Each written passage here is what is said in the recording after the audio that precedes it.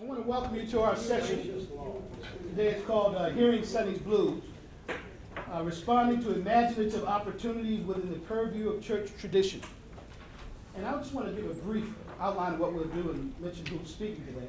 In a series of papers tied loosely to James Baldwin's short story called Sonny's Blues, the participants highlight critical and constructive approaches to our socio-political milieu, addressing issues and questions such as the importance of folk traditions in American history and theology. That's me, Raymond Carr from Pepperdine University.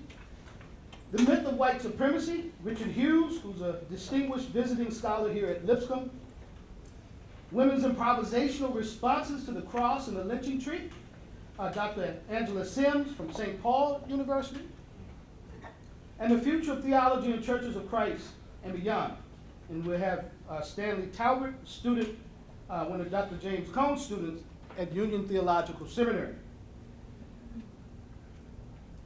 In each of these papers, the participants confront the metaphorical blue note of the American experience without cynicism or despair, but with a hopeful view designed to gain momentum from utilizing the best of American historical and theological possibilities as we move deeper into the 21st century.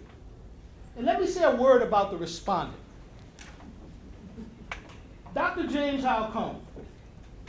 Dr. Cone's theological aesthetics represents the first significant turn in American theology after a turbulent 20th century, the two world wars, the Vietnam War, riots, and other things.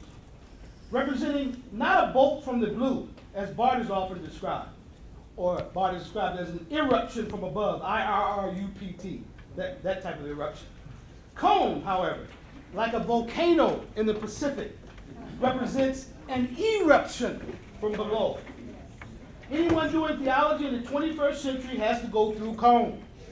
Moreover, not only has he wrestled with grand theologians such as Niebuhr, Tillich, Barth, and others, these include names like Du Bois, Martin Luther King, Malcolm X, Fannie Lou Hamer. I won't go into that, I let him do that.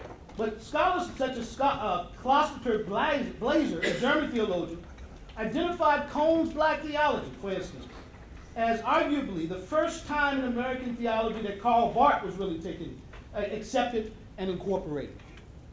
Cone's theology has produced and affirmed womanist theologians and other important theological and non-theological voices today. We here at Lipscomb are truly honored to be in the presence of a giant in terms of theology, and his importance as a theologian does not surpass his importance as a human being. And that's what I think one of the honor about having Dr. James Cone here today.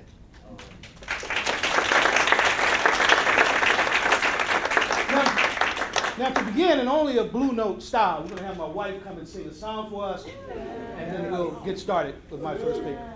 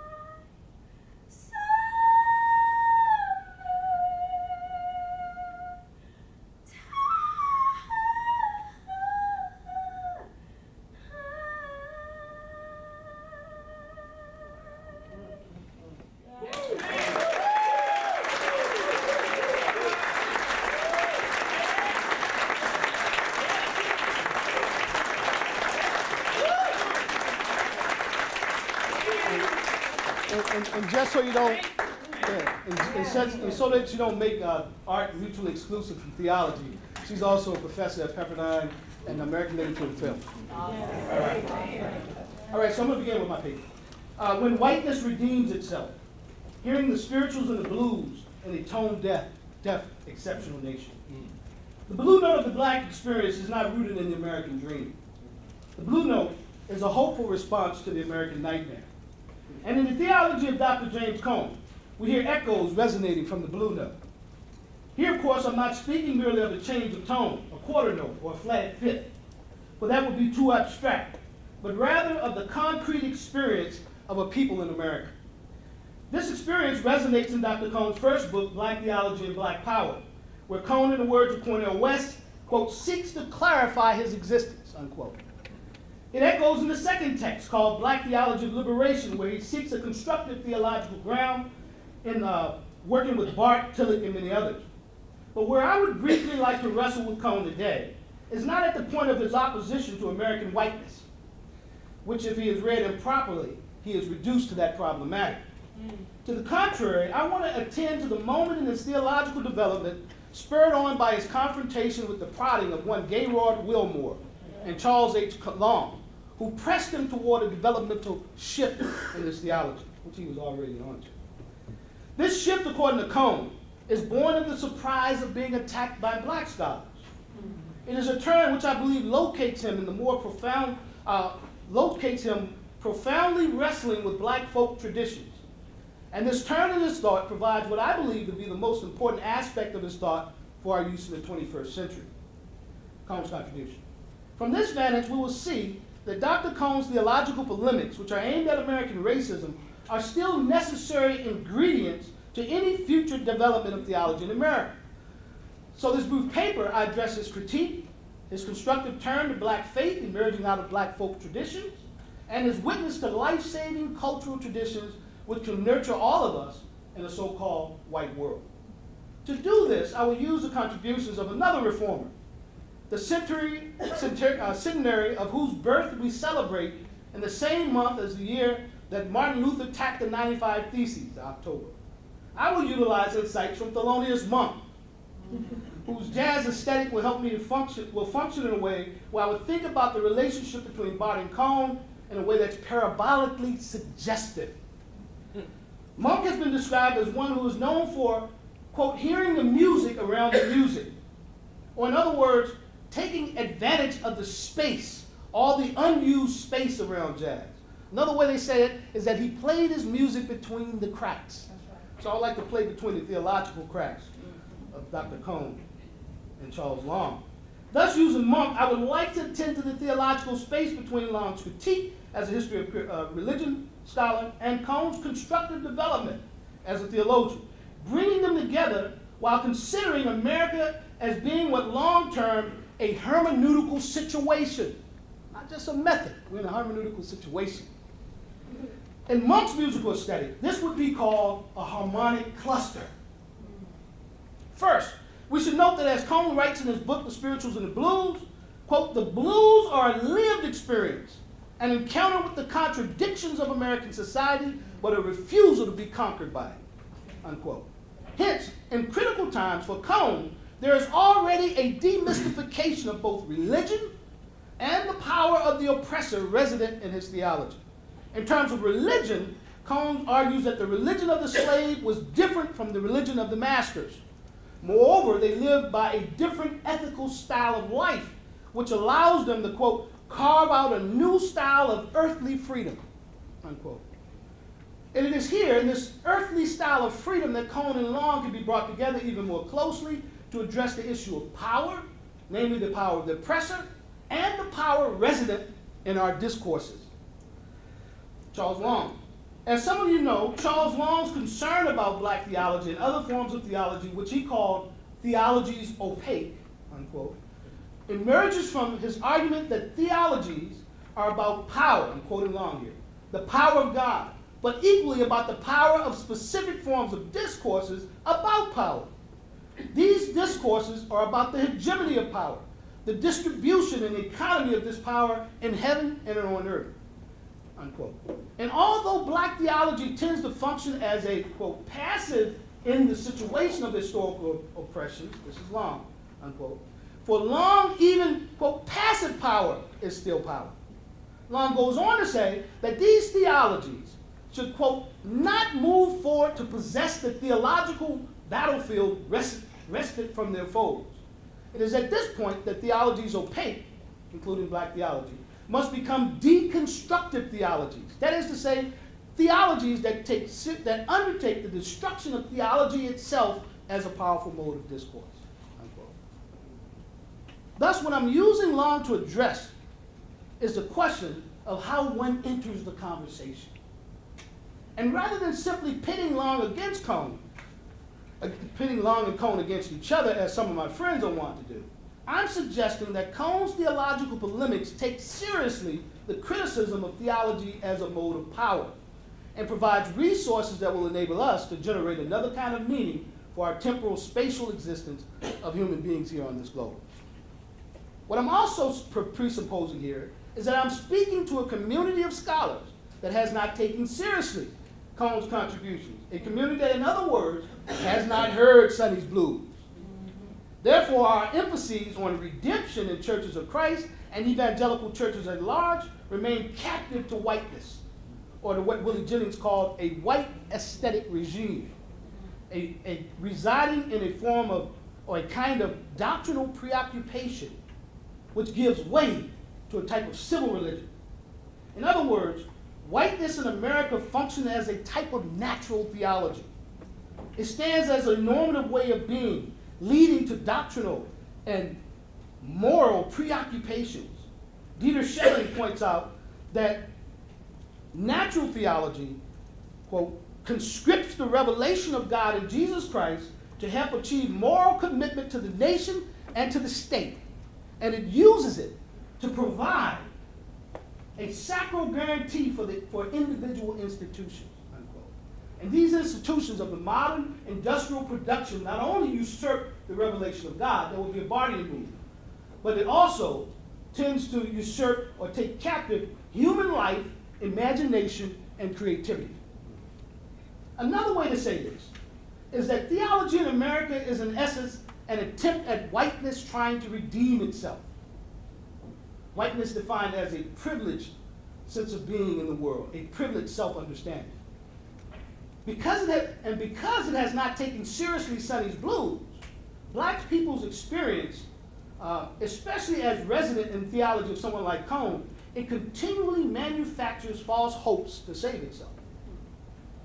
In the wake of our most recent election of billionaire Donald Trump, there have been many references to the notion of white redemption. As you know, the language of redemption theologically recalls God's restoration of humanity to the proper order within creation. Human beings, originally given dignity and dominion, are the image of God. A concept which does not connote domination or lordship as mastery, are restored by God to a proper mode within creation. In other words, God makes human beings great again.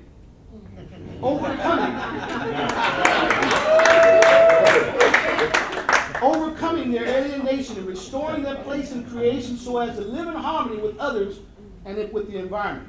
This movement of God narrates the drama of redemption, and the linchpin in this narration, of course, is the redeeming God who lifts up all humanity. Human beings correspond to this work of God as beneficiaries and grateful advocates of liberation in God's redeeming action, reciprocating and sharing in the plenitude of life with God in the common life of the world. In this way, space and time, also called creation biblically, comes alive to this rich and evocative partnership with God. Of course, appropriations of this biblical view of redemption are not new or surprising, especially in a nation described by the Americanist scholar Sidney Mead as a nation with the soul of a church. But when notions of redemption are understood from the vantage point of swelling national pride, boasts of liberty, and political campaign slogans such as making America great again, with antecedents and slogans such as taking America back, it becomes clear that this scheme of redemption is not grounded in the agency of God at all, but rather in natural ambition, perhaps even nativism, territorialism, and banal optimism. And in the American context, such nativism understood as a primary mode of redemption is ultimately grounded in the strength of those who occupy positions of power and privilege. That is what some call the religion of whiteness, even when blacks are involved. Joyce Kelsey, Martin Luther King's teacher, correctly identified the religion of whiteness as a form of idolatry, especially when understood as a quasi-religion that has its goal in American exceptionalism.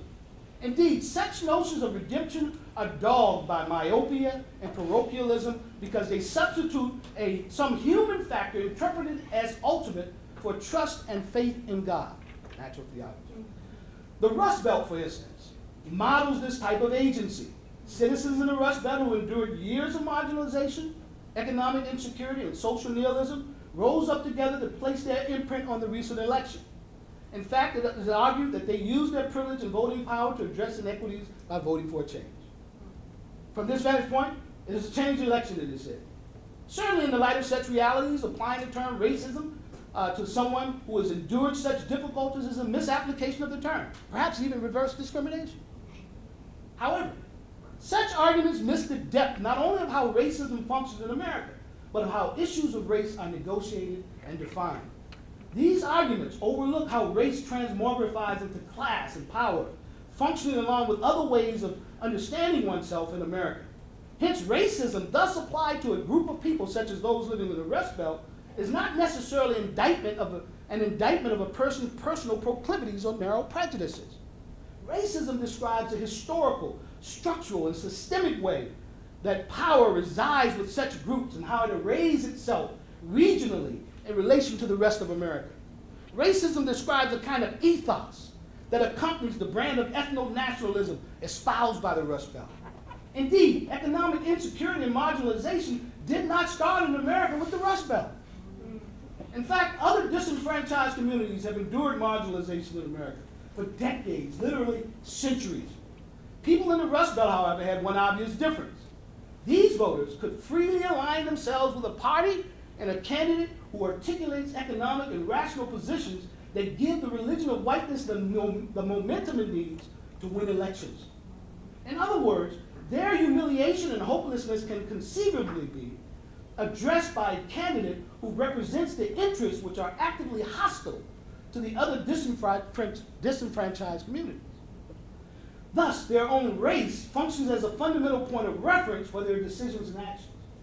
Howard Thurman perceptively recognizes this attitude of many whites many years ago. In his view, blacks are outside, or quote, outside the magnetic field, unquote, of white Americans' ethical concerns. Charles Long, of course, kept his eye on theology at the structural level, raising the question of the possibility of theology, even when grounded in black traditions. He was, of course, hoping to provide religion and theology with a deeper ground for celebration of human creation, and Long's ultimate concern represents a provocation to do black theology and a sharpened attack on American power, even when ingrained in the discourse of theology. Thus, hearing Sonny's blues for him represents a turn to folk traditions. We heard it yesterday with Dr. Cohn. It also represents a critique not only of the theologies that fail to highlight and amplify faith in its relevancy, but a critique of American communities that turn a deaf ear to those traditions fired in the crucible of America's oppression. This includes communities such as those in the Rust Belt, which have failed to hear the blues emerging from the suffering of opaque communities. In James Baldwin's short story called Sonny's Blues, Sonny's brother, who represents a middle-class type of existence, thinking he had escaped the world as he knew it, he had to be introduced to Charlie Parker, who had happened to be, according to Sonny, just one of the greatest musicians alive, maybe the greatest. That's from the book. Of course, here, Charlie Parker, the great bebop jazz artist, is representative of his brother's ignorance about Sonny's blues, of his lack of understanding about Sonny's pain, and perhaps more significantly, a lack of understanding about what makes life meaningful to Sonny. And perhaps this says something to many of us who are just being introduced to Dr. Cohn today. But let me close with this. But in addition to Long's critique, which presses Cohn into a more concrete direction in terms of his constructive development of black theology, their conjoined witness presses us all in a more realistic direction about the romanticization of the American experiment. Their respective criticisms unmask the religion of whiteness and our complicity in the power of whiteness, which prevents even the victimizers from hearing others who witness to it. This acknowledgement is certainly not to offer a pass for racist whites to ignore their complicity in racism, but it is an unmasking that calls us for a deeper acknowledgement of white and passive black complicity in the socio-cultural inflected racism of an era.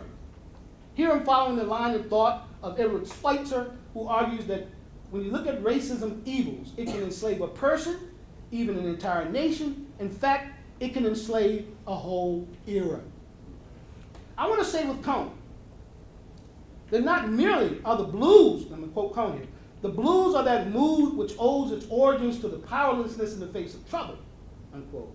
But I want to add that white America has to see its own powerlessness in relation to the ethic of racism, as it is tied to the nation's institutions and ideologies.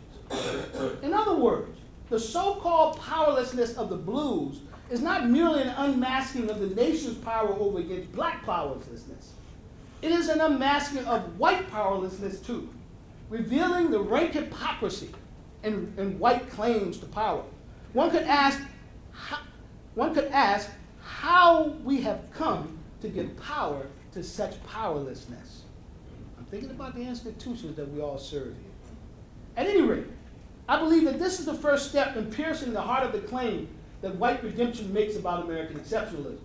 This unmasking reveals what it means to hear the blues in a tone-deaf, exceptional nation. In fact, and here's where I really close, I said it too early. In fact, I close with 3 insights which can lead where we can learn from truly hearing Long's critique and Cone's constructive proposal together as a type of harmonic cluster, as it were. First, I think surprisingly, it opens the door to appreciating what Dietrich Bonhoeffer called a non-religious Christianity. Cone's development of theology tied to black cultural traditions offers an answer to Bonhoeffer's question, quote, how do we speak in a secular way about God? Bonhoeffer went on to ask why a Christian instinct often draws me more to the religionless people than to the religious. By this, Bonhoeffer says, I don't in the least mean with any evangelizing intention, but I might also say in brotherhood. This ironically suggests that the church may find a better orientation in criticizing American power from the vantage point of justice as it emerges from the way a nation treats those tied to folk traditions, rather than identifying itself with a nation's power. Secondly, in Cone's constructive and edifying turn to black folk traditions, we see an important critique of religious constriction of theology to any narrow confessionalism. That might be a critique of sectarianism. The current fascination with some of our schools with a particular theological retrievals could benefit from Cone's theological offer. Bart is correct when he writes, quote, confessionalisms exist for us to go through them, not once, but continually, not for us to return to them and take up our abode in them and conduct our further thinking from their standpoint in bondage to them. The church never did well to attach itself literally to one man, whether his name was Thomas or Luther or Calvin, and I added Lipscomb or Pepperdine or Bowser or Keble. In my view, not only should Cone's name be included among the names of many of these important theologians, but Cone's theology provides a healthy reminder of the need to criticize the history of narrow confessionalism. Hence, it functions in a deconstructive way. And third and finally, in Cone, we find an emphasis on theology grounded in the affirmation of the other, which opens the door to a new kind of freedom, in which we can resource and recapture and recast certain folk traditions in order to re-enchant our vision of the world. Engaged in this way, and following the line of Cone, a theology of redemption could perhaps witness to a theological meaning without repeating the disastrous cycle of events of the past. To put it simply, it is not enough to rest easy in the gradualism of America that overlooks its victims. It is not enough to rest in accusation and opposition. But in following Cone and Long, we may begin with a theology of affirmation of the other, where our critique and our opposition emerges out of our own divine self-affirmation. And for many whites who hear Sonny's blues but refuse to listen, perhaps Cornel West said it best when speaking of Charlie Parker, when he said, Charlie Parker didn't give a damn.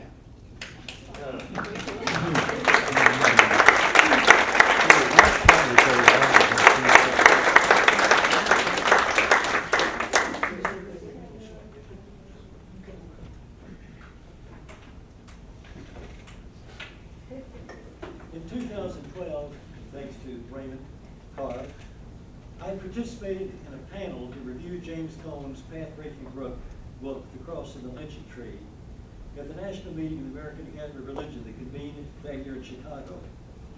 As part of my presentation, I explored the 5 American myths that I discussed in my book, Myths America Lives By, and explained how, from an early age, those myths had shaped my view of black people and race relations in the United States.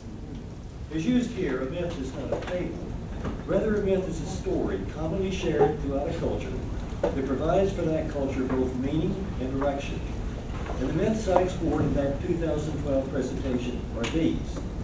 The myth of America is the chosen nation, the notion that God Almighty chose the United States for a special mission in the world. The myth of nature's nation, the conviction that American ideals and institutions are rooted in the natural order of things, that is, in God's own intentions first revealed in the dawn of creation. 3, the myth of the millennial nation, the notion that the United States, building on that natural order, will usher in a final golden age for all humankind. 4, the myth of the Christian nation, the claim that America is a Christian nation consistently guided by Christian values. And 5, the myth of the innocent nation, the conviction that while other nations may have blood on their hands, the nobility of the American cause always redeems the nation and renders it innocent. When I concluded my remarks and took my seat alongside the other panelists, the late James Noel, a black professor of African American Christianity and American religion at San Francisco Theological Seminary, leaned over to me and whispered, "Professor," he said, "you left out the most important of all of the American myths." "And what might that be?" I said. "The myth of white supremacy." My initial response to Noel's assertion underscores the subtle power of the myth of white supremacy on the one hand, and why so many white Americans would likely reject Noel's claim out of hand on the other. I had spent years thinking about the great American myths. I had taught classes and written books and articles on that subject. In the first edition of Myths America Lives By, I had done my best to assess those myths from the perspective of various black thinkers throughout the course of American history. And while I acknowledged the persistence of racism in American life, not once had I considered the notion of white supremacy as an idea that had been central to the American mythos. It simply never registered on my radar screen. And so when Professor Noel told me that I'd omitted the most important of all the American myths, my initial response was skepticism. I understood there were avowed white supremacists, but I had always viewed them as standing on the margins of American life. To suggest that white supremacy was a defining American myth, frankly, struck me as preposterous. But as I reflected over many months on what Noel had said, and as I placed his assertion into the context of the Obama years, I began to see Noel's point. I began to see that even whites like me, whites who strongly reject racist ideology, can escape the power of the white supremacist myth only with extraordinary effort, if at all. That is because assumptions of white supremacy are like the very air we breathe. They surround us, they envelop us, they shape us, and do so in ways we seldom discern. Put another way, notions of white supremacy are so embedded into our common culture that most whites simply take them for granted, seldom reflecting on their pervasive presence or assessing them for what they are. David Billings' experience may differ in certain details from that of other whites, but by and large, his story can help us understand that when we speak of white supremacy, we're not speaking of people who wear white sheets. We're not speaking of white nationalist groups who stand on the fringes of American life. We are speaking of ourselves and of our common culture in which we live, a culture suffused with the assumption that in most ways, in ways that count, whites are superior to people of color. Billings writes, "As a white person, even in my youth, I was taught that everything of significance that happened in the United States had been accomplished by white people. I took this interpretation of history for granted. Everyone around me seemed to see the world in the same way. That was true for me too. My worldview, shaped by this internalized sense of racial superiority, meant that I saw history, morality, the will of God, and scientific truth as the special province of white people, and usually white men. More than to laws or customs, now this is still David Billings, my very understanding of myself was bound to the idea of white supremacy. He grew up in Mississippi. He's my age, maybe a little bit younger, same generation. Billings goes on to explain that in his world, whites were never self-reflective about race. But why should they have been? The color of their skin ensured that most of them would never face the same limitations that they themselves imposed on their African American neighbors.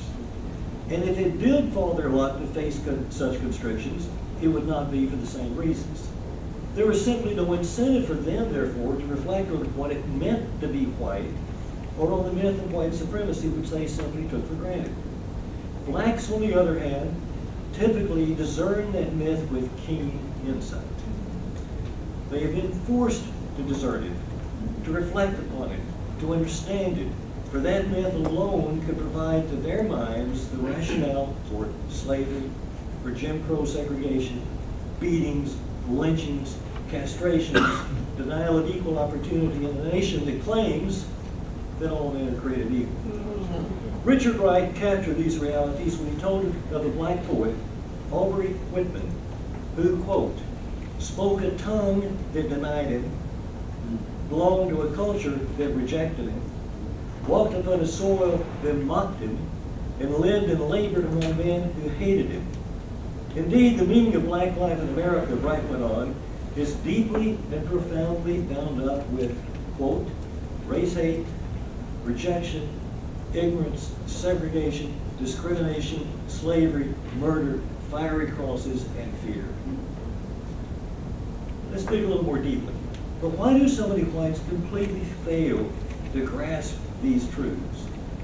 Michael Eric Dyson helps us grasp the subtle but tenacious power of the myth of white supremacy when he writes, quote, the real unifying force in our national culture and political life, beyond skirmishes over ideology, is white identity masked as universal, neutral, and therefore quintessentially American, close quote. In other words, Dyson places the myth of white supremacy squarely into the notion that the United States, historically dominated by whites, is rooted in the natural order of things and the way things are meant to be, what I would call nature's nation.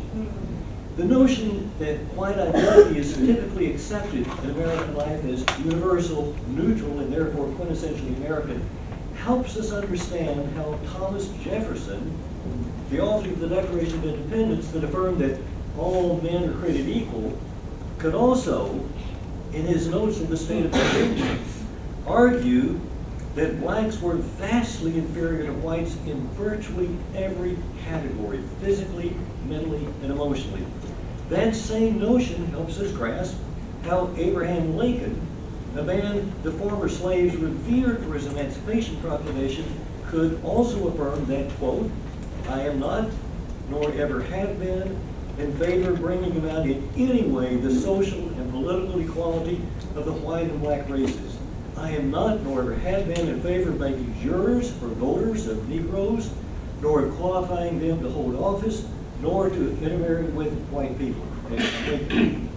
It helps us understand why President Andrew Johnson could write to Missouri Governor Thomas Fletcher that, quote, this is a country for white men, and by God, as long as I'm president, it shall be a government for white men, close quote.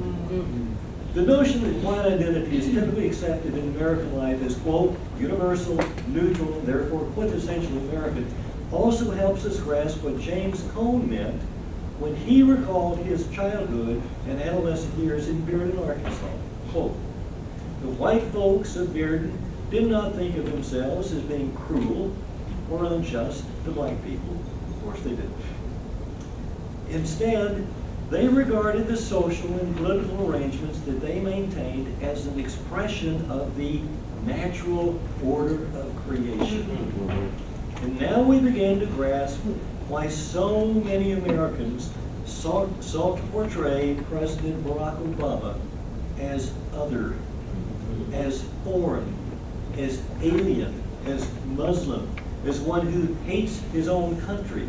Obama simply did not fit the standard norm of whiteness, long and unspoken qualification for a president of the United States. But now we must press this inquiry far more deeply than we've done to this point. It's one thing to argue that white supremacy manifests itself in systemic racism embedded in the most basic social structures of American life. It is something else again to argue that white supremacy is embedded in our national myths. That is, in the very essence of our national self-understanding. That, I believe, is the truth of the matter. And that is why the myth of white supremacy is like the air we breathe, surrounding us, enveloping us, shaping us, but in ways we seldom discern. In fact, the myth of white supremacy, and this is what James Noel helped me to see, the myth of white supremacy is the defining myth that informs all the others. But there's more. For one of the chief functions of the other five myths is to protect and obscure the myth of white supremacy, to hide it from our awareness, and to assure that we remain innocent after all.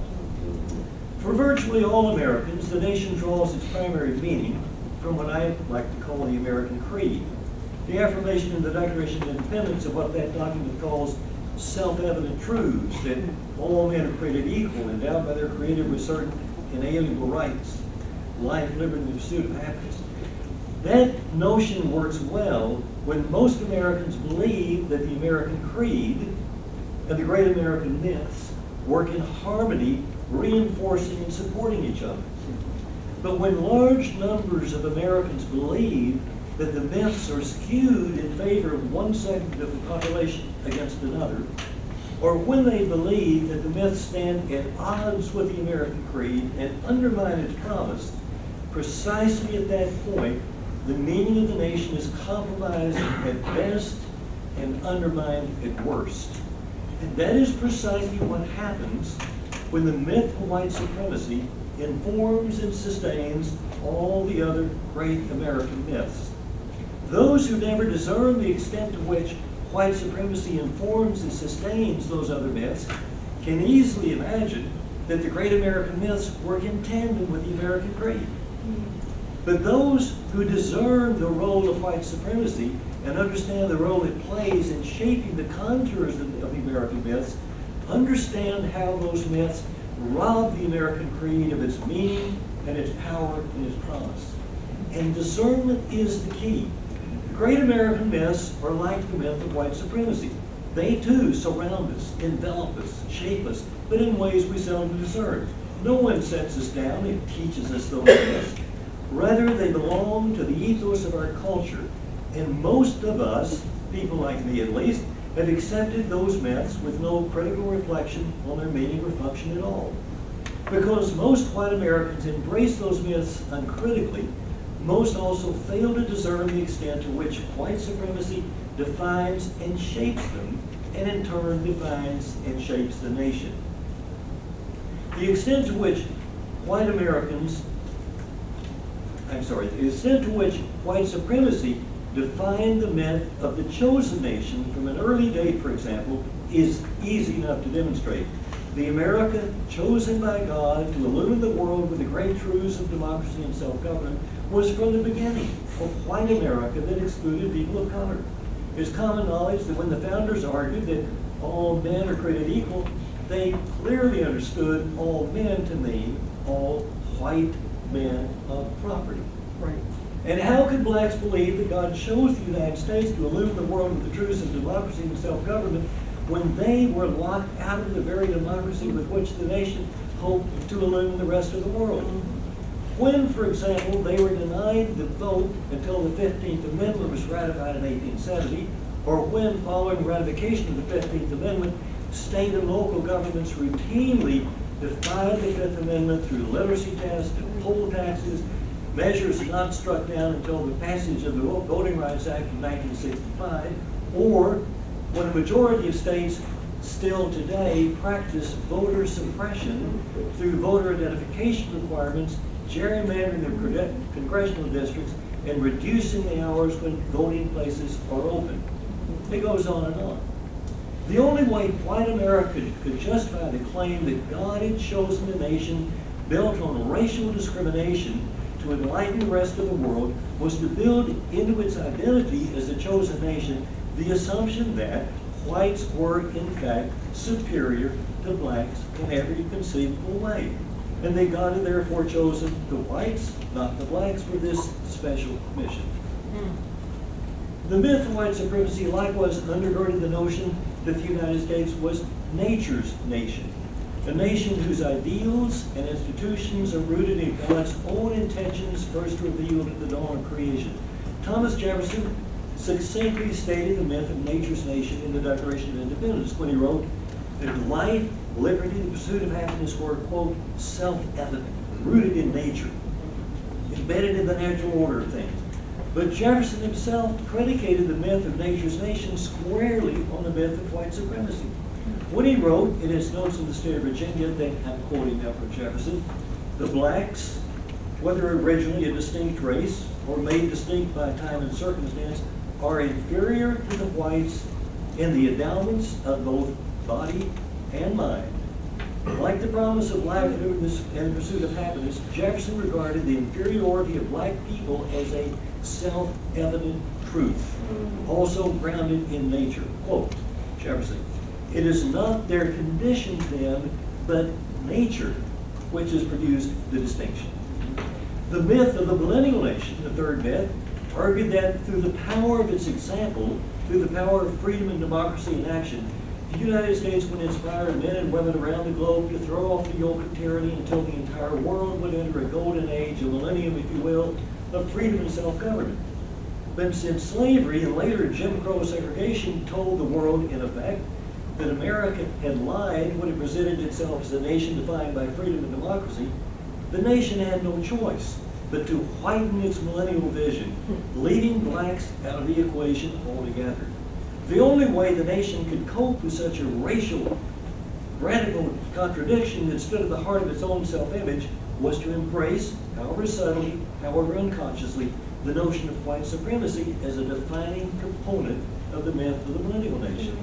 And then the fourth myth, because the Christian faith, by definition, transcends color, ethnicities, and national boundaries, and because, at the very same time, the United States had built its identity, wealth, and power on racial subjugation, the only way America could embrace the myth of the Christian nation was to whiten it as well, doing unspeakable violence to the cardinal precepts of the Christian faith.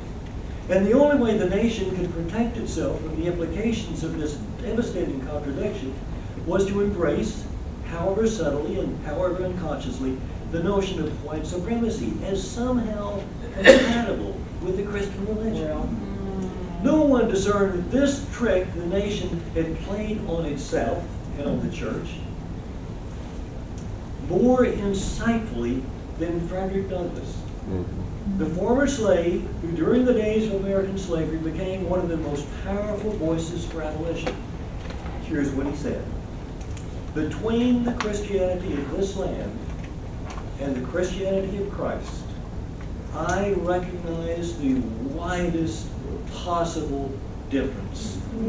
So wide that to receive the one as good and pure and holy is a necessity to reject the other as bad and corrupt and wicked. I love the pure and peaceable and impartial Christianity of Christ. I therefore hate the corrupt, slave-holding, women-whipping, cradle-plundering, partial and hypocritical Christianity of this land. Indeed, I can see no reason but the most deceitful one for calling the religion of this land Christianity at all." His words, by the way, still ring true. Yes. It has now be obvious why the myth of white supremacy stands at the heart of the myth of the American experience. The very idea of innocence stands at odds with the practice of racial discrimination. The only way, therefore, to claim innocence and practice racial discrimination at one and the same time is to believe, without conscious reflection, that white people are superior. In this way, the myth of American innocence rests squarely on the presupposition of the myth of white supremacy. So, closing words, how might we respond?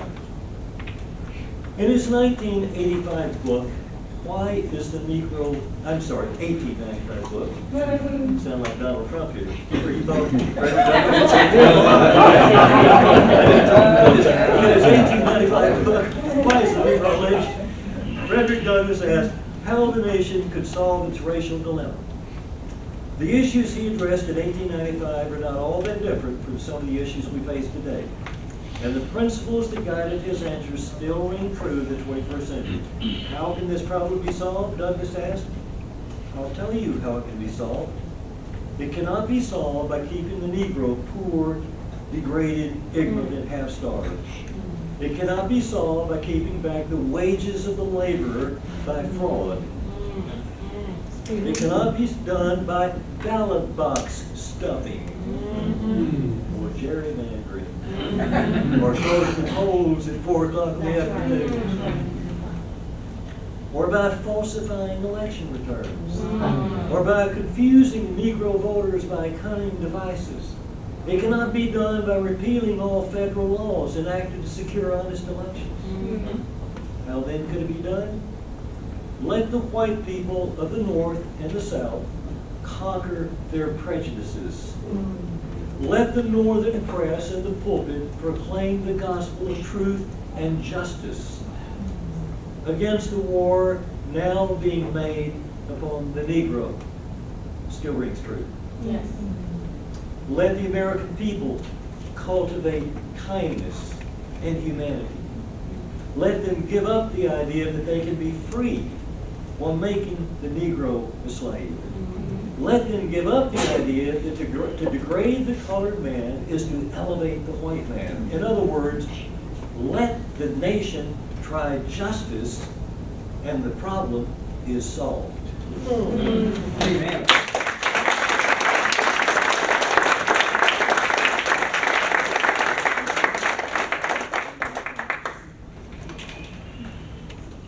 If the nation try justice, the problem is solved. Thank you, Richard. Whose cross, whose tree? Religious imagery and women's positionality. In this post-11/9 era, where lies, touted as alternative facts, are perceived by one too many as an admirable quality to be emulated, a distorted form of nationalism is reasserting itself with a vengeance that should cause each of us to ponder the hope-filled expectation conveyed in James H. Combs' claim that as a nation, we are in danger of forgetting our ugly lynching past. Central to understanding the import of Combs' prophetic utterance is an ability to understand how race, violence, and faith converge to offer a counter-response to systemic constructions of nihilism. In some regards, like Sonny and James Baldwin's Sonny the Blues, Combs asks each of us to find a way to listen to the heartbeat of this nation that is both home and alien for many of its residents. Even though my own research examines this country's complicated history of domestic terrorism, I could not have imagined that 6 years after the release of Combs' seminal publication, The Cross and the Lynching Tree, that the United States would find itself at a crossroads. As a country that proclaims an allegiance to God that is often cloaked in ambiguous religious nomenclature, void of any sustained, you need me to use that? Yes. Thank you. You're welcome. As a country that proclaims an allegiance to God that is often cloaked in ambiguous religious nomenclature, void of any sustained commitment to respond in life-affirming ways to an imperative to do justice and love mercy, failure to acknowledge and denounce inhumane policies and practices may contribute to the demise of this nation's experiment in democracy, or more accurately, to this nation's experiment in a quasi-representative form of government. In addition, Cones's juxtaposition of these two religious symbols calls into question a tendency by many Christian communities to view the cross as a symbol of atonement, contrasted against the lynching tree as a symbol of suffering. Without question, the cross and lynching tree are both historical and metaphorical representations of weapons of mass destruction. While one is often positioned prominently in houses of worship and fashioned into decorative artifacts, the other is frequently dismissed by many as a historic relic without any contemporary significance. Yet both sites of death transform space into locations of public spectacles. Persons gathered at the foot of the cross, at the foot of the tree, for various reasons. Some who came to these sites of horror were motivated by fear of the constructed other. Others were passive participants, committed to maintaining the status quo by whatever means necessary.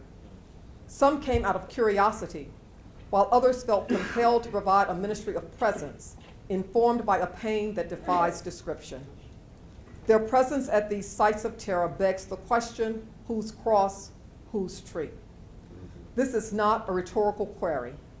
Rather, this question signals an urgency to take seriously Cone's bold assertion that, and I quote, until we can see the cross and the lynching tree together, until we can identify Christ with a re-crucified black body hanging from a lynching tree, there can be no genuine understanding of Christian identity in America and no deliverance from the brutal legacy of slavery and white supremacy, close quote. The crucifixion, similar to lethal injection, electrocution, lethal gas, firing squad, and hanging. The crucifixion, similar to the 5 methods of execution in the United States, was sanctioned by the Roman Empire. Just as persons gather in the 21st century at sites of legal executions, the gospel accounts provide some insight about women's positionality at sites designed to invoke dread and despair. For instance, the Gospel of Matthew notes that many women were there, watching from a distance. They had followed Jesus from Galilee to care for his needs. Among them were Mary Magdalene, Mary the mother of James and Joseph, and the mother of Zebedee's sons. Mark indicates that some women were watching from a distance. Among them were, again, Mary Magdalene, Mary the mother of James the younger and of Joseph, and Salome. In Galilee, these women had followed him and cared for his needs. Many other women who had come with him to Jerusalem were also there. As the crowd gathered and followed Jesus to Golgotha to witness his crucifixion, a large number of people, according to Luke's gospel, followed him, including women who mourned and wailed for him. Of the 4 gospels, only in John are we told that near the cross of Jesus stood his mother and his mother's sister, Mary, the wife of Clopas. Rather than abandon Jesus, these women bore witness and expressed their own agonized response to the violence and pain inflicted upon him.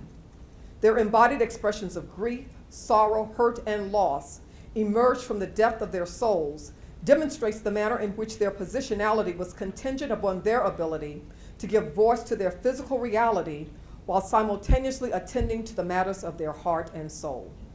At the cross of Jesus, from these women disciples ushers forth a message of hope in the midst of agonizing grief. It is a hope with which mothers of the movement, women who have lost their children in encounters with police or to gun violence, can relate in 2017.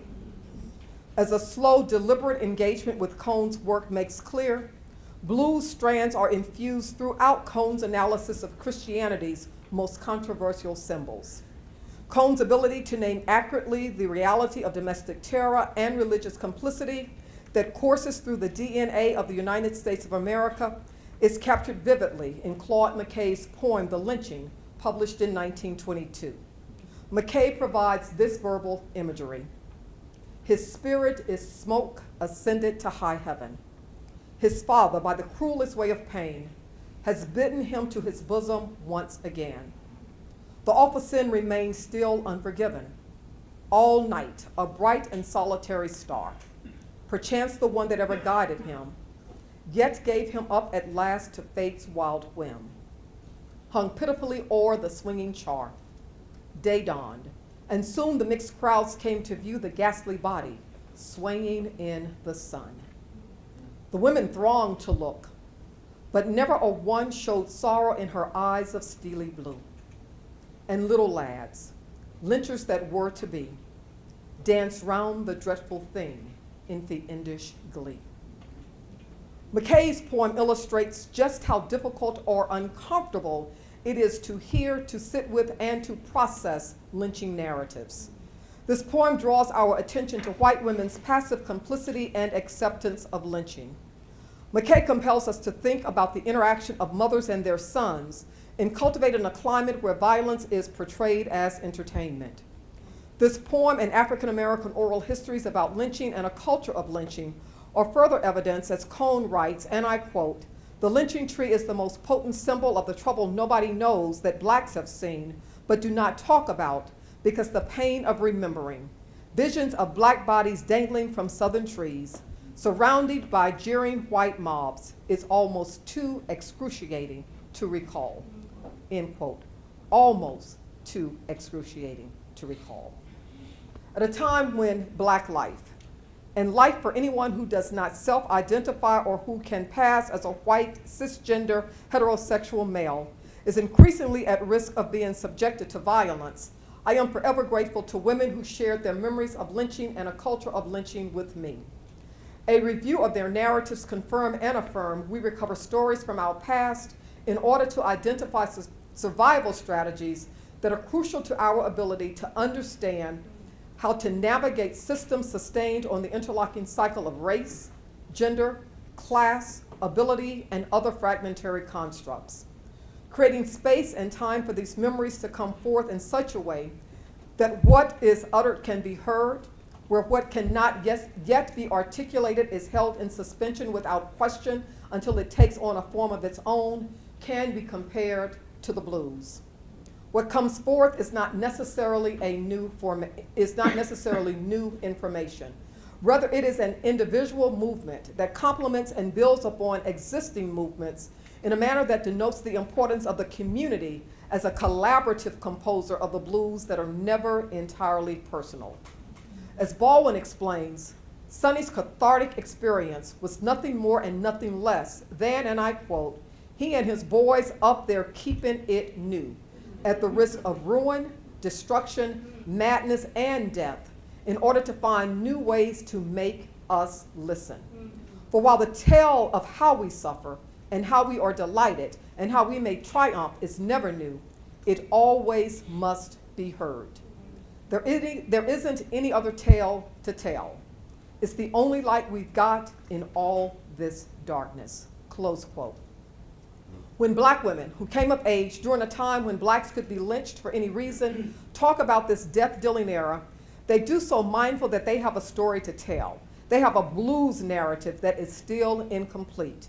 Because of the organic nature of the blues, these black women repositories of history are powerful reminders that when we make the blues our own, we position ourselves to be empowered to claim our own voice, from which can come forth a full, authentic, embodied expression of our own lived reality. The tenor of a blues life, however, is such that black women elders who remember lynching sounded a cautionary note about this violent period. Several reflected on why they believe some persons may choose not to add their voice to a public rendition of the blues. For instance, Emma Kidd of Benton, Louisiana, addressed the fact that lynching could be very hurtful. It's very cruel and inhumane, so it might be that people don't want to talk about it because it's a form of death. Hannah White Allen of Oklahoma City, Oklahoma suggested, "Who wants to know how bad somebody was beat up and how they hung in the tree and just left them there?" So a lot of people don't want to hear about that. They don't even want to talk about it.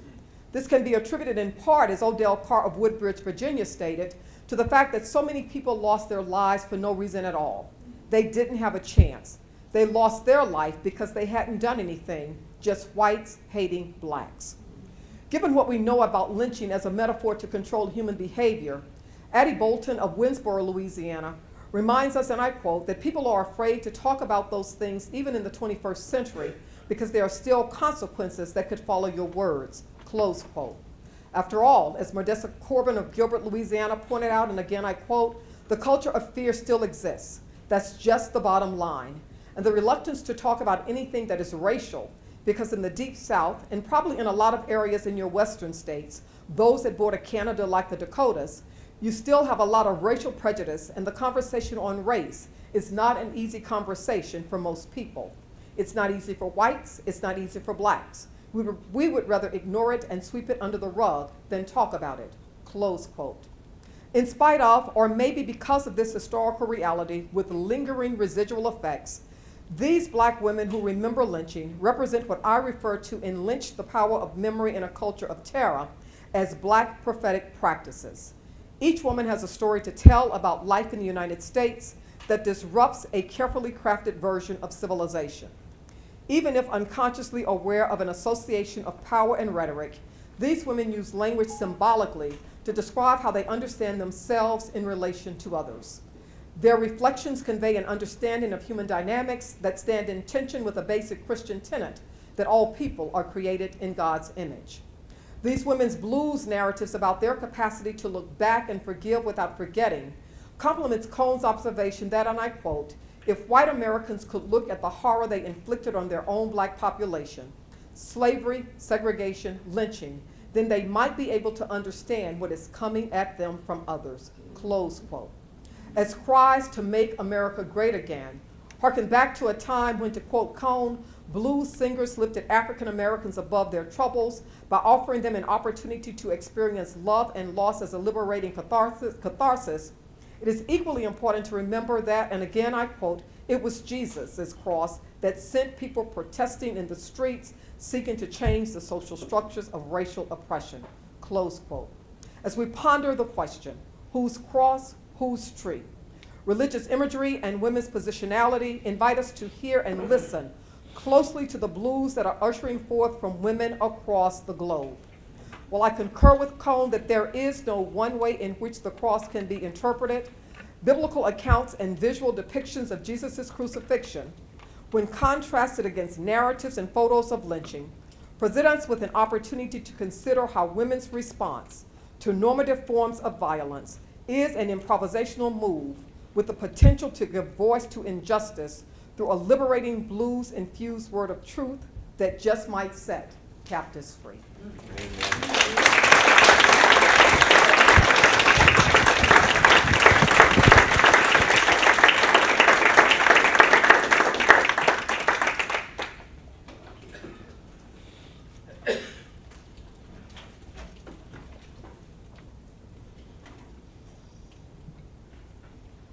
I want to start off with a quick video that I learned of from my Womanist Theology and Ethics course with Ebony Marshall Turner.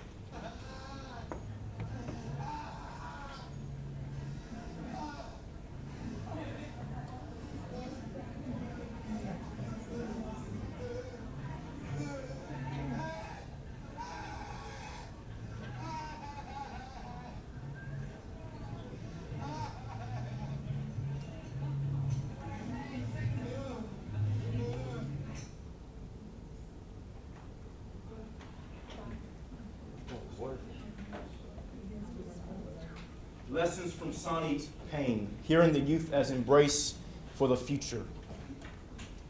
I began my theological journey as an MDiv student at Union Theological Seminary around the time that 17-year-old Trayvon Martin was fatally shot. After Trayvon, the unarmed shootings did not cease. Like continuous firecrackers against the dark canvas of a 4th of July night, the idolatry of white supremacy was concretized as bullets against black bodies. As I sat in my classes, I carried the pain associated with the problem of not being human in the U.S. of America. What does it mean for America to stand with God while standing on top of the crushed and bleeding? Also, what does it mean for those who have been consistently crushed to keep on keeping on? The theme of this conference is memory, tradition, and the future of faith. My particular topic suggests that there is no progressive future without hearing Sonny's pain. There is no unified collective memory if we cannot attend to the pain of the dismembered and unremembered. In regards to the conference theme, my thesis is there can be no holistic future without hearing Sonny's pain. First, I engaged womanist theologian Monica Coleman and womanist ethicist Emily Towns on their concepts of rememory and counter-memory as a method of hearing Sonny's pain. Secondly, I turned to James Baldwin and W.E.B. Du Bois to raise a hermeneutic of suspicion toward traditions that are not capable of hearing the pain. Then I draw on Ebony Marshall Terman and James Cone to signal a way toward wholeness and not necessarily toward a future. Sonny's Blues is one of James Baldwin's short stories in Going to Meet the Man. Baldwin dedicated Going to Meet the Man to his artist father, Buford Delaney. One day when Baldwin and Delaney were walking in the city street, they passed a puddle of water. Delaney asked Baldwin what he saw when he looked at the puddle. Unsatisfied with Baldwin's answer, he asked him to look again. The next time, Baldwin saw the oil on the surface of the water and the way it transformed the buildings it reflected. The act of revisiting and engaging the complexity of what we assume we know is an essential theme in Sonny's Blues. Sonny is the younger of two brothers whose head bumps against the limits of his existence. Sonny loses his parents, he wrestles with drug usage, he's incarcerated, and he is alienated by his family. His older brother, the unnamed narrator, is unable to hear Sonny's music because, like Sonny's life, the older brother assumes Sonny's music is, quote, weird and disordered, unquote. It is not until the end of the story when the narrator loses the grace of his life, his daughter was named Grace, that he is able to step into Sonny's world of suffering and pain. When Sonny stepped into the club to hear his brother play, he began to understand the connection between the musician and the instrument. When the older brother reflects on Sonny and the other musicians playing in the club, he says, quote, he and his boys were up there keeping it new at the risk of ruin, destruction, madness, and death in order to find new ways to make us listen, unquote. At that point, the narrator understood when Sonny used to play weird and disordered music, Sonny was trying to communicate the pain of his weird and disordered life. Memory. Monica Coleman's notion of rememory in womanist theology is a calling to remember our past and incorporate it into our process of being. Humanity's rememory is a corollary to God's memory of the world. In God's rememory, quote, God's preservation of what is good, even if it is minimal, from the past allows God to find something of value in even the worst occurrences in the world. God can find value in the most evil situations, unquote. Coleman shows how remembering as an act of creative transformation is evidenced in the womanist theological tradition through storytelling, rituals, and liturgies. In expressing the ways in which remembering can confront evil, Coleman says, Karen Baker Fletcher refers to the pernicious feeling and rejecting of the past, not as remembering, but as disremembering. Although remembering is not conflated with creative transformation, it opens the possibility for the transformative act in contrast to disremembering. In Emily Towns' fantastic hegemonic imagination, she blends Michel Foucault's use of fantasy and imagination with Antonio Gramsci's formulation of hegemony to demonstrate how history is deliberately fabricated of memory dominated by dominant culture and ideologies. For Towns, quote, counter-memory in ethical reflection helps avoid earlier patterns of essentialism endemic to the fantastic hegemonic imagination. In this way, Towns' counter-memory functions similarly to Coleman's rememory through the spirituals, blues, and protest songs. However, Coleman's rememory of the ancestors, Jesus, Oya, and African traditional religious practices dramatizes the counter-memory of the fantastic hegemonic imagination of the American empire. Although rememory may function against a dominant tradition of memory, it does not mean that rememory is untrue. The history of the American empire has a peculiar memory. It remembers the names of the slave ships named Jesus, Isabella, and Mother of God, and disremembers the millions of nameless chattel slaves. It remembers the names of Little Boy and Fat Man, but disremembers more than 226,000 babies, children, and women and men who were killed. It remembers Moab, the mother of all bombs, but invisibilizes and annihilates nameless people. The dominant memory counts the cost of the bomb at $16 million. However, the cost of the disharmony, death, evil, and destruction marked on human lives and our planet goes beyond monetary value. What does it mean to name a weapon and to castrate thousands of nameless people off the earth?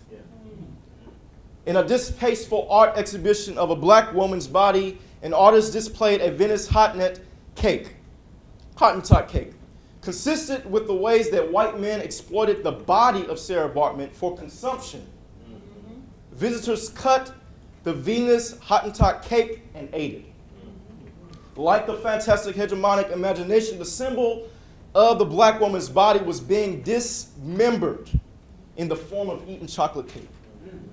How ironic it was for number 45 to eat chocolate cake while dismembering Syrians with 59 missiles. Rememory and counter-memory are essential for creative transformation and wholeness. Can you hear the pain? Tradition. Du Bois's understanding of the plight of African Americans raised a hermeneutic of suspicion toward his formal education. In the dusk of dawn, he attributes the race problem for making him maladjusted to the social and economic order of his time. The later Du Bois lost hope in American democracy because black people were refused to be a part of its world. Du Bois noticed a gap between what John Dewey would call his formal education and his informal education, or his environment. Du Bois elaborates on this gap when he juxtaposes lynching with his college days, stating, "Lynching was a continuing and reoccurring horror during my college days. From 1885 through 1894, 1,700 Negroes were lynched in America. Each death was a scar upon my soul and led me to conceive the plight of our minority groups. For in my college days, Italians were lynched in New Orleans, forcing the federal government to pay $25,000 in indemnity, and the anti-Chinese riots in the West culminated in the Chinese Exclusion Act of 1892. Some echoes of Jewish segregations and programs in Russia came through the magazines," unquote.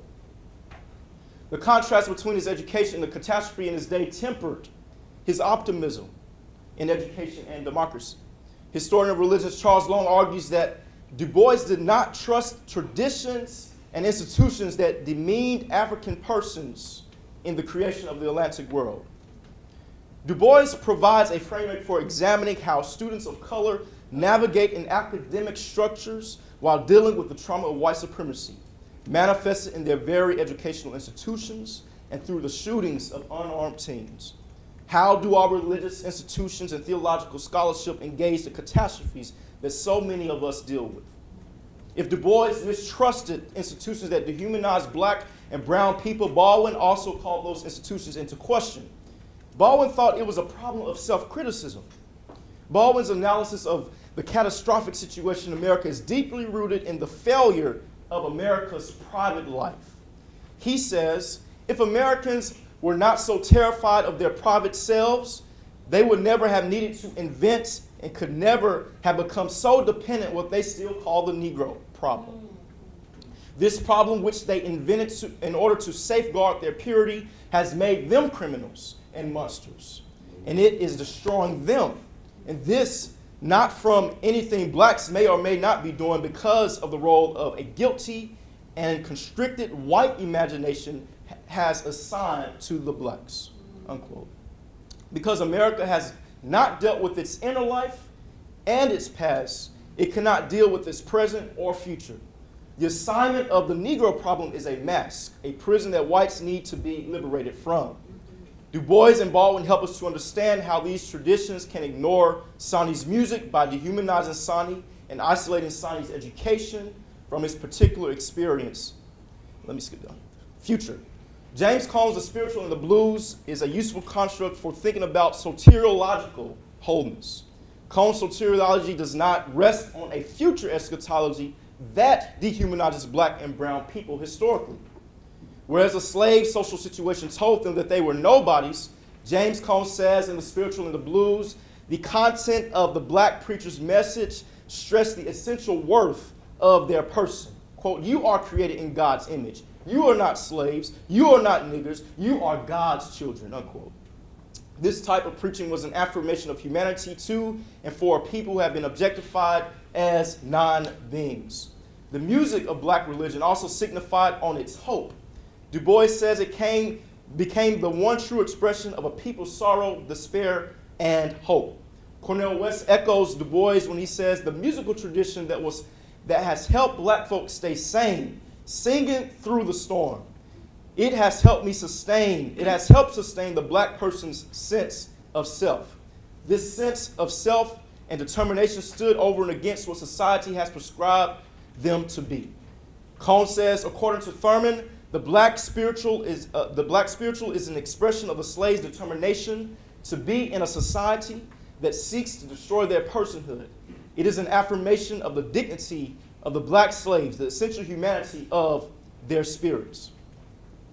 The Ensarki-Katasarka formulation that Ebony Marshall Turman adopts demonstrates how two seemingly opposed natures come together in the one body of Christ, Jesus.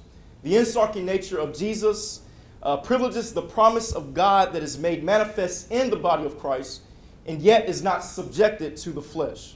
The Katasarka nature describes what happens according to the flesh, prescriptive of the lifespan of Jesus, and is dependent upon the reality outside the self. The significance of Turman's Christological formulation and Cone's claim in the Spirituals and the Blues is that they show that Sani is not bound by the limits of his historical reality. Music and self-transcendence allows those who are suffering to keep on singing. Cone's libertology and Turman's Christology implicate at least two things, and I'll end here. First, the future does not depend on the other's reality to hear their suffering, but the future is rooted in God's work of liberation and solidarity with those who are oppressed. Secondly, Cone and Turman suggest that moving forward, as in the progressivism of liberalism and the modern period, is not as important as wholeness. We may ask, what does it mean to move forward in a future of faith with moving forward with our death-dealing theologies and tools of destruction?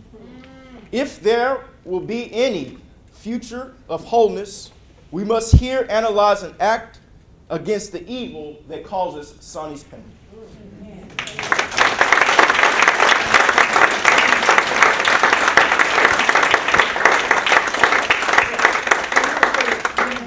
We're going to have a little bit of time. We have a break before the plenary, and so we're going to give Dr. Cone as much time as needed, and then take a few more minutes for questions afterwards. If you need to leave, you're welcome to leave.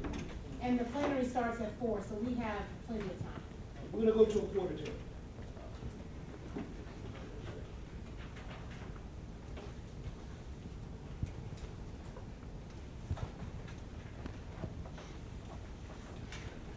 Well, thank you very much.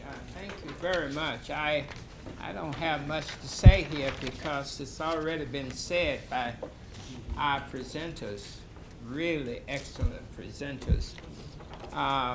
Just let me see if I can go through this pretty quickly. James Baldwin's short story, Sonny's Blues, is a metaphor of both the black condition and how to cope with the contradictions in it. The contradictions in the black condition in America, the contradictions in it was created by white supremacy, which is the subject of Richard Hughes' paper, an excellent reflection on how white supremacy is present in the air we breathe, our way of life, in politics and in religion, in the nation and its churches. James Baldwin says, it is only in his music that the Negro in America has been able to tell his story. But then he says a little later, but it's not a very pretty story. Sonny's Blues is a story about blues and jazz, a story of how black people cope with white supremacy. Stanley Talbot and Raymond Carr have written creative reflections on Sonny's Blues. And I have nothing to add or to subtract what they said. The voice of women at the cross and the lynching tree is found in the reflections of Dr. Angela Sims, whose writings on lynching everyone should read. Dr. Sims gives voice to women who remembered lynching, and Odell Carr of Virginia, who said so many people lost their lives for no reason at all. They didn't have a chance, she said. They lost their lives because they hadn't done anything. Just whites hating blacks. And black people know about that. Stanley says, there is no holistic future without hearing Sonny's pain. No unified collective memory if we cannot attend to the pain of the dismembered and the unremembered. The dismembered, the lynched bodies, and the unremembered, those same bodies. My question is, can white people really hear Sonny's pain, which they created? Sonny was a criminal, like Jesus. Now, did the Romans hear Jesus' cry of death from the cross? Did religious leaders hear him say, it is finished? Did white religious leaders hear the cry of lynched black people? Now this conference right here of scholars suggests that maybe, just maybe, white people heard something. Or maybe they can hear the cry of black blood crying out from urban centers all over this nation. Now the question is anybody listening to Black America?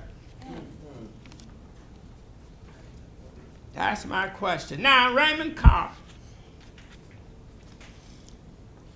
my friend and brother,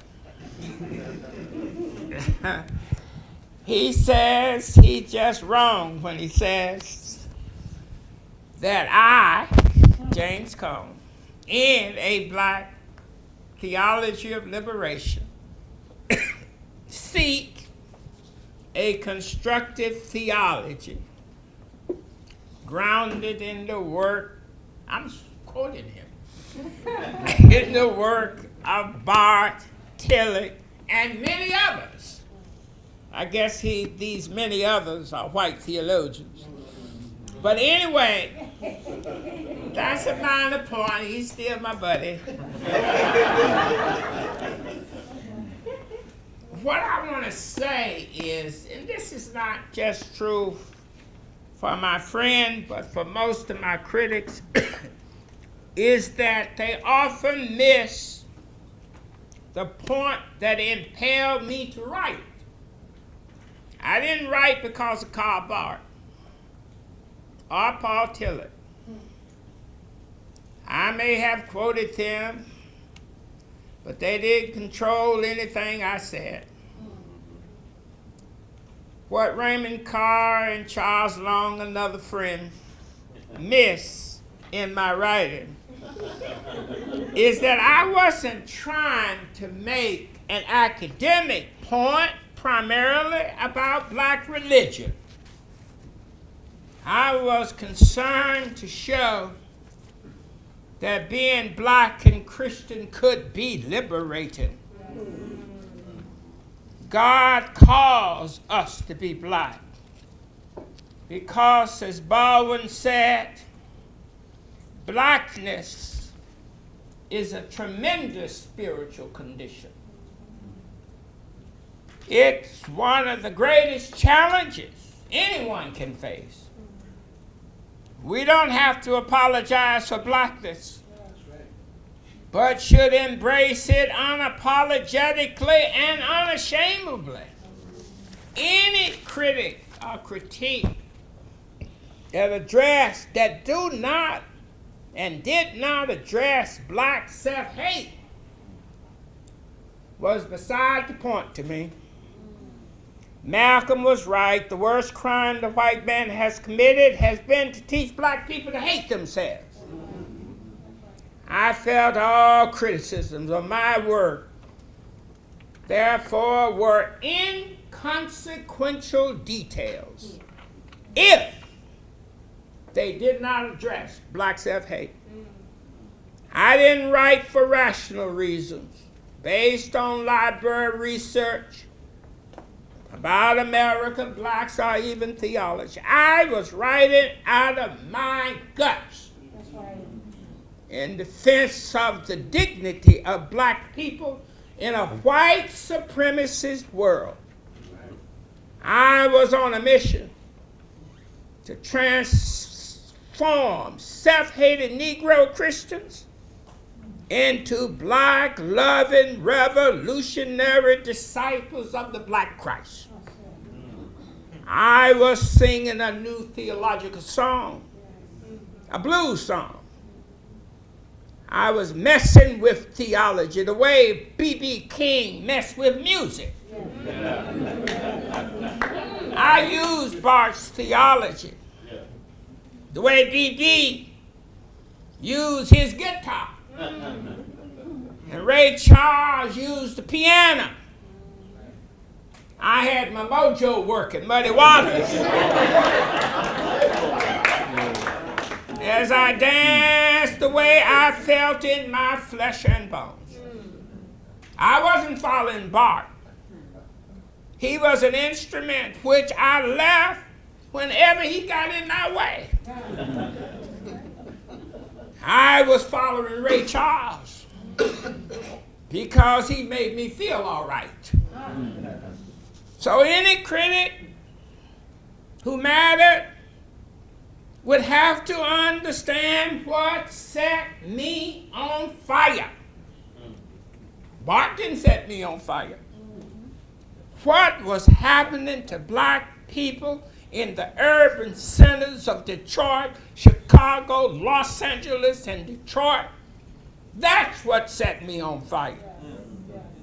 What happened in Mississippi, Alabama, Tennessee, Arkansas, Georgia, that's what set me on fire. The same thing that set Martin and Malcolm on fire set me on fire. So black theology comes out of black fire. Now, Angela Sims, Yeah. now she knows why I write. She knows what set me on fire.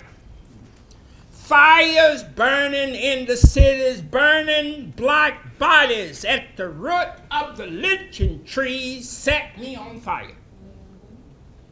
Bart is an insignificant influence. But the women, Angela Sims, interview, are not insignificant. They captivated me. As I read and listened to their lynching stories, which they found hard to tell, the women at Jesus' cross and America's lynching trees, mothers and sisters, cousins and friends who remembered the dismembered, hear Sonny's pain. Just as Sonny's mother, in that same story, told his brother to take care of Sonny. She heard Sonny's pain, which his brother did not hear until he experienced the death of his daughter Grace. Can white people hear black pain? Can they see black blood? I don't know. But if they don't hear and don't see, there is no future for any of us. Thank you. Amen.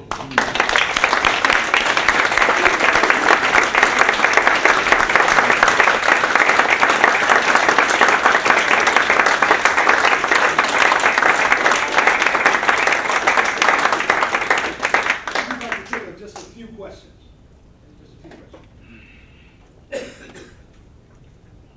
There's one back there. Thank y'all so much for all of this. And listening to the discussions throughout the last couple of days, one of the things that's resonated with me on reflections I've been making in the last couple of years really, is that for white Christians, we need this is my thinking, and I'd love to hear y'all's thinking, we need a conversion to a different Jesus. Because white Christians have been converted to a Jesus that either actively supports or passively accepts white supremacy. Yeah. And we need a conversion to a different Jesus that gives us, that empowers us to hear the whole story and sit and listen and be learners and be transformed. So how do we do Well, that? I agree with what you said. I really do. And the question is, how do you get white people to do that? I do think you need a different. The only reason why black people got converted to the right Jesus is that they come from a similar page Jesus came from, at the bottom, in the society in which he lived. He was, that's what I mean, Jesus was black. That's right. That means he was at the bottom. Yeah. Anybody on top got the wrong Jesus. That's right. And for me, that circles back to the second part is like, we don't tell the whole story in our white churches because we don't, it took me beyond seminary to ever hear that Jesus lived as an oppressed minority and as an oppressed person under a brutal military dictatorship. Didn't learn it in seminary, did you? No. And that's a completely different understanding. That's right. That's right. Seminarian? Miseducation occurs in multiple spaces. That's right. But once you understand that you have been miseducated, there is a responsibility, both individual and community, to re-educate yourself. And sometimes it requires doing some dis-educating. So you have to ask yourself, what is it that you're willing to risk to be educated? Yeah, that's right. And then there's this wonderful quote from Pascal where he says, never is evil treated as cheerfully as when it's done in the name of God. So sometimes it's in the seminaries and in our religious quarters where we find the last movements to truth actually happen. And that's why I think those voices outside the walls of the church, voices outside the walls of the seminary are so important for us to be able to discern truth. I'll just say one thing really quickly before we get too far away from this. That critique I got.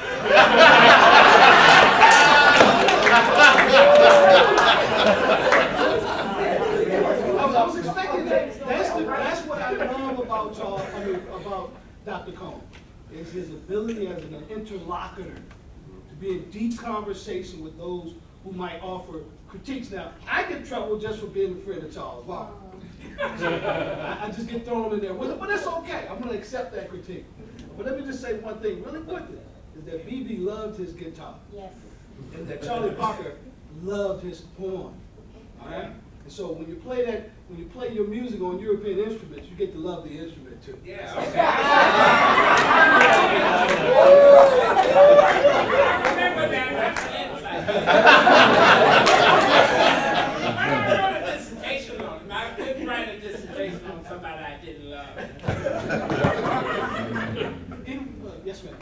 So I would like to invite the white people in this room to think about the places that you come from, to go back and look into what happened to historically to the black people in those places where you come from, and see who was lynched and see who was terrorized, and then to begin to do something about remembering those folks. That's one pathway to the new understanding of Jesus. Just in that same context, you guys have reflections on the Equal Justice Initiative whole program of remembering the lynched and all of that, memorializing it? I am familiar with the work that Dr. Meeks is doing. In the Diocese of Atlanta, I chair the Commission for Dismantling Racism, and we've taken it upon ourselves to have a 3-year project of remembering people lynched in Georgia. Last year we remembered 17 people. This year we're remembering 56. Next year we will have an exhibit that will go up at the Civil and Human Rights Museum, which remembers all 600 people who were lynched in Georgia. The Equal Justice Initiative is opening a museum next year to remember the lynched. So that, and they have been collecting jars of soil from lynching sites to help with that. That's what we're doing where we are. But you have got to ask, what do you need to do where you are? That's right. And we can be models, and we can be encouragers, as I have been an encourager to the folks in Tennessee. And Phyllis has her hand up, and she can talk about that. Well, and to that point, we heard about the project exactly 365 days ago at this conference. That's right. And based on relationships and related institutions, said if the Anglican Episcopal Church in Atlanta is doing that, might that congregation replicate it here? And because of other community relationships, happen to have some friends at the Church of Christ University, Lipscomb University, and so that is how yesterday morning came about. What I will just offer briefly is the very last session tomorrow will be just come upstairs to the faculty dining room in the center where you've been, the small dining room, and we're creating a space where those of you who have energy and calling to figure out how might we transport something will begin to talk to each other. We don't have the answers. We're not going to give the answers. But if somebody has done it in one jurisdiction and it might happen in another, we are going to set up the space to convene the ways in which you all can make those connections and figure out your action plans so that you can come testify 365 days hence. And let me just say that this conversation speaks to the idea of vocation and how our vocations emerge from different places. We're doing work in a different space. And I think Dr. Cone's work speaks deeply to the notion of vocation. So I would like to give Dr. Cone the last word. And if you don't mind, could you say something about vocation? You didn't talk to me at the table today about the importance doing theology in your own creative way. So despite like the critiques you hear back and forth, doing theology in your own creative way, Dr. Cone encourages those kinds of things. So can you say a few words to us about vocation? We want you to have the final word. Well, I don't need it, but I will speak. The only way I can speak about vocation is to think about my own life. In fact, everything I've written has come out of my life. And right now, I'm thinking about my life more directly. But I was called to the ministry when I was 16. And I didn't quite know what that meant. I was just 16, but I knew I felt a calling inside. But I knew also that I was in a church, AME, with bishops that I would have trouble working with because of their authority and their power. And I'm not one who can easily be directed. I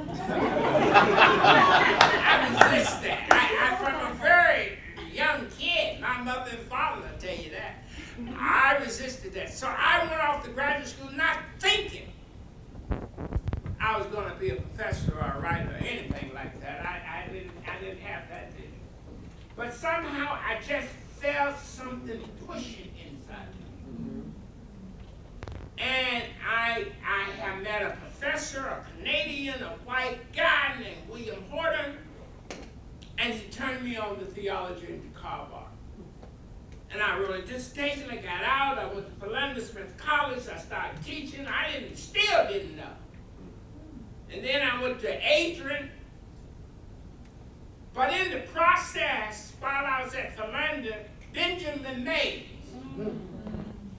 I spoke at Morris Brown, and he sent for me, as I told. And he just told me, he said, young man, I was just in my late 20s. You are a scholar. You're a minister, but you are a scholar. And you will find out one day that's what you are. And I had no idea that I was a scholar. I had a PhD, but I didn't And so I went back on to Adrian College in Michigan, and then in the summer, July 1967, the Detroit riot happened. I'm 70 miles from Detroit. And somehow the fire that was burning in Detroit burned in me. And that's when I knew what my calling was. I had to sit myself down and write about what I had learned in seminary, but put it in a language for my people. And I started listening to the blues and the spirituals every day, so as to find my voice, so I can realize my. I tell my students, I think everybody has calling.